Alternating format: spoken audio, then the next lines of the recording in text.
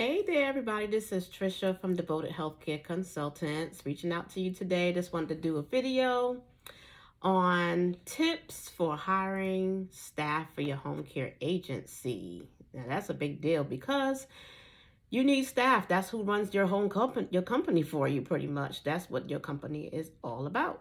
So you need to know who and where you should be, looking for staff. Um, so you have CNAs, you have home health aides, and you have sitter companion.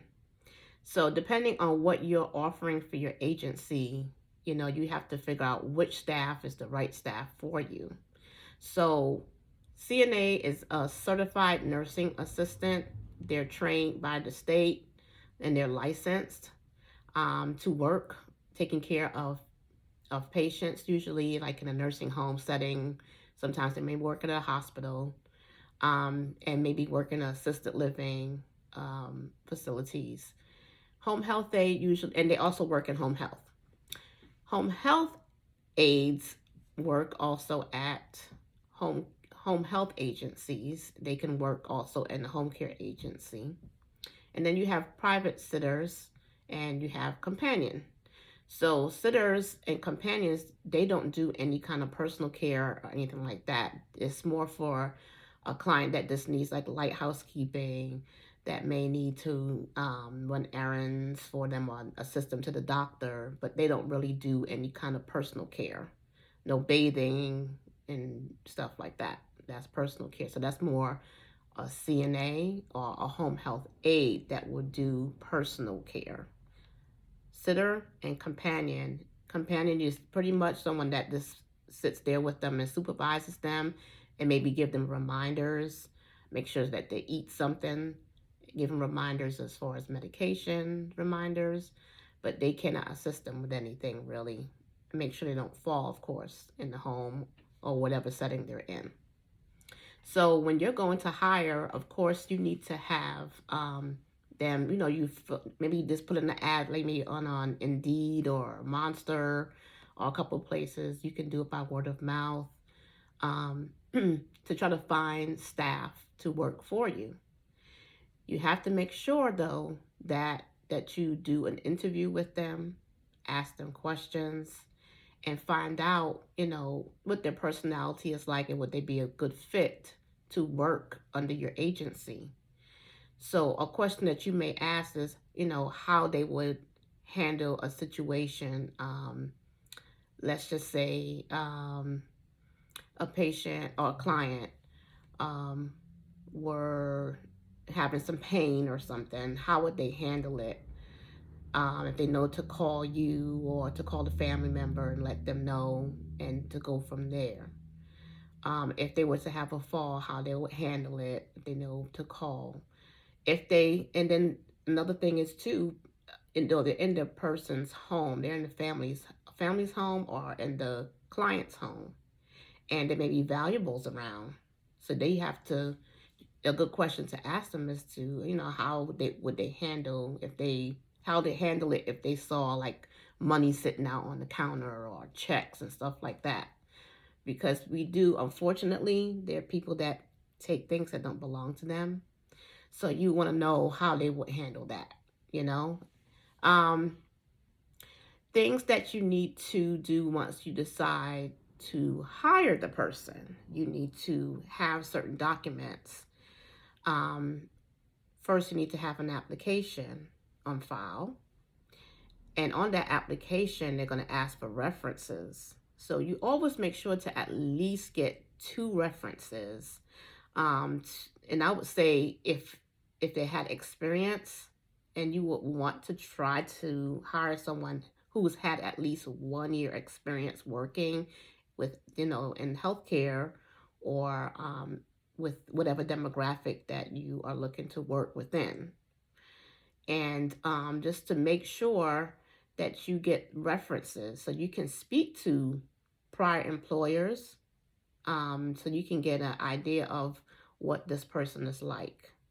Has anything happened that you should be worried about? Because this is your baby. You know. Um, Also, you want to make sure that you have a resume if they have it, and they may need to get fingerprinted. In some states, like here in Georgia, the staff, everyone has to be fingerprinted to make sure that they don't have a criminal background. You may need to have a TB test to make sure that they have not been, which is a PPD. It's a skin test that you put. They put an injection underneath the skin, and they monitor it 2 days later, like 48 to 72 hours after the injection is done. There's a little medicine that's put underneath the skin to see if you have a reaction. So it's best that your staff has that to make sure that they have not been exposed to TB or they've never had TB. Okay, so they don't carry it out to to your client.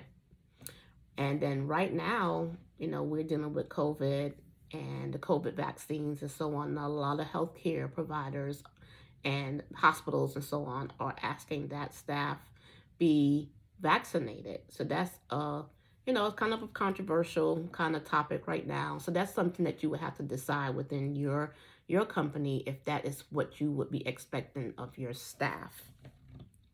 Okay. Now you have to make sure that you train them once they come on. Now, I spoke in a different video about policies and procedures, and that's something that you need to do with the staff once they come on. They all need to be trained as to how things are done at your agency. How do you want things done? How do you want them to report? How do you want them to dress? That's part of your policy too. It's like what uniforms they need to wear, if they need to have an ID badge, so on and so forth. If you don't want tattoos showing, stuff like that. That's something that you need to speak with your staff about, okay? Sometimes you may have to get them to sign the policy, showing that they have acknowledged that, yes, I acknowledge all the things that you have in your policy and I plan to follow them. And if they break the policy, then you have something that you can speak with them about because they've already signed it saying, yes, that they've acknowledged it, okay? They have something here also called the misconduct form here in Georgia. And that's just saying that you've never abused anyone. And there is something called elder abuse that occurs sometimes where, sometimes the elder cannot speak up for themselves and may be confused and so on, or maybe a child. You have to make sure that this person has never abused anyone and also that they don't plan to abuse anyone. So you're having them sign off on that. I don't know if that is something that they do in different states, but I know for Georgia, that is something that's expected. Okay. Now, an idea is to get you some staff from, like, say, a training center, like CNA school, a school that teaches training for home health aides. You may not be able to find staff that easily because a lot of people are not wanting to work in healthcare because of COVID right now. So it may be that you may want to partner up with a CNA school, knowing that when they come out, they've just been trained on how to care for someone, but now they're coming out into the workforce. They're brand new. They may not have any experience to put down on the application and no references to use. So that's something that you have to think about if you would want to hire someone that has not worked in the field as yet. But, you have to start somewhere. You have to give somebody a chance sometimes. So that's something to think about. And I think that'll be good for you. You maybe just trying them out and see how it goes. Okay, so I hope this has helped. My name is Tricia Thomas again. I'm a registered nurse and I am the owner of Devoted Healthcare Consultants. And I can be reached at devotedhealthcareconsultants.com. You can send me an email, reach out to me. I'm on Instagram as DHConsultants20 if you're interested in speaking with me. Okay? I hope this all helped and you take care. God bless. Bye-bye.